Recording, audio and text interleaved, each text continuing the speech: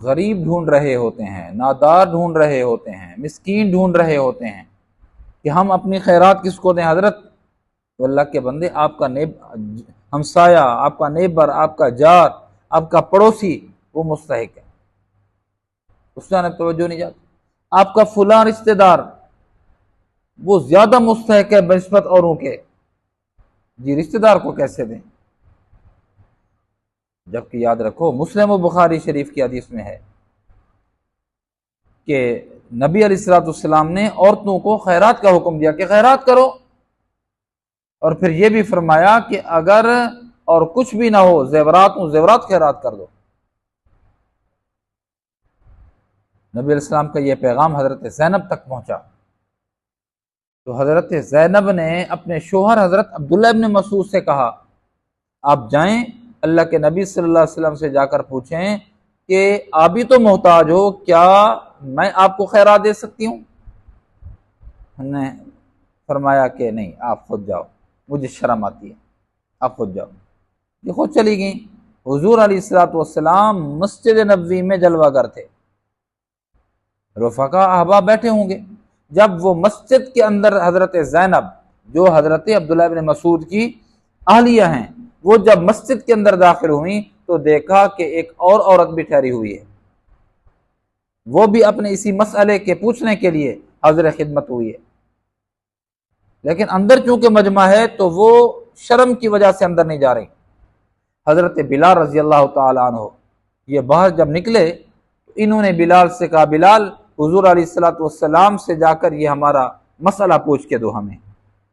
مسئلہ یہ ہے کہ کیا ہم اپنے شوہر جو محتاج ہوں ان کی امداد کر سکتے ہیں، خیرات دے سکتے ہیں، یا جو یتیم بچے ہیں لیکن ہمارے گودوں میں پلے ہیں، پرورش انہوں نے ہمارے پاس کی ہے، کیا ہم ان کو خیرات دے سکتے ہیں؟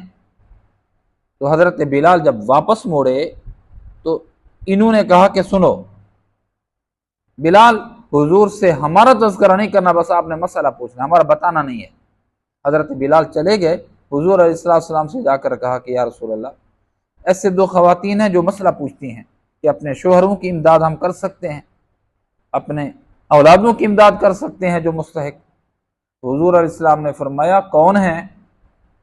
تو حضرت بلال نے بتا دیا کہ قبیلہ انصار کی ایک عورت ہے اور دوسری زینب ہے۔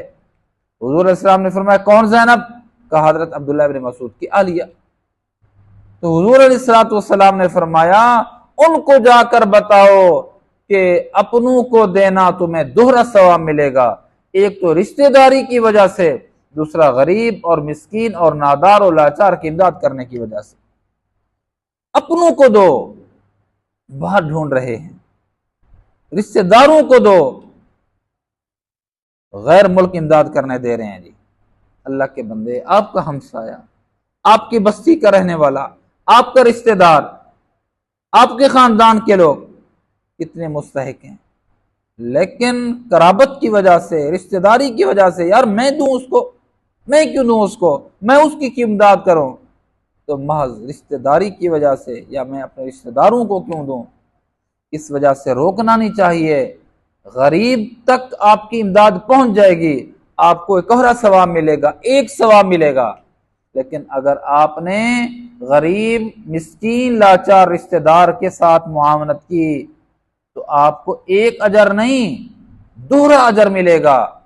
آپ اپنے رشتہ داروں کا، اپنے قریبی لوگوں کا، اپنے دوستوں کا، اپنے پڑوسیوں کا جائزہ لیں، آپ ان کے تک اپنی خیرات تو کر رہے ہیں، اپنی خیرات ان لوگوں تک پہنچائیں تاکہ آپ دوہرے ثواب کے مستحق بنیں۔